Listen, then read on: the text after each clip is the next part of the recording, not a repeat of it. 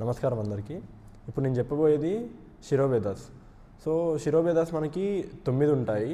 ఇప్పుడు నేను చెప్పబోయేది నాట్యశాస్త్రం పరంగా శిరోవేదాస్ 9. సో ఇప్పుడు నేను శ్లోకంతో పాటు నా హెడ్ మూమెంట్స్ చెప్తా, మీరు ఫాలో అవ్వండి.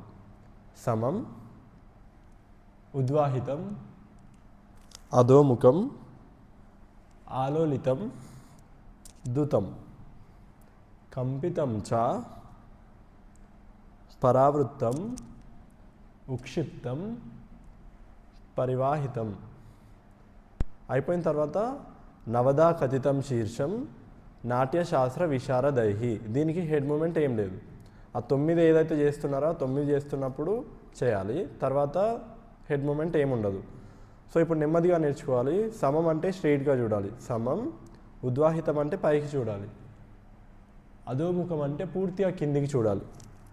ఆలోలితం అంటే మీ ఎడమ వైపు నుండి తిప్పాలి హెడ్, ఆలోలితం. దుతం, ఓకే, లెఫ్ట్ టు రైట్. కంపితం అంటే అప్ టు డౌన్. పరావృత్తం అంటే రైట్ సైడ్ చూడాలి, మీకు రైట్ సైడ్ చూడాలి, పరావృత్తం.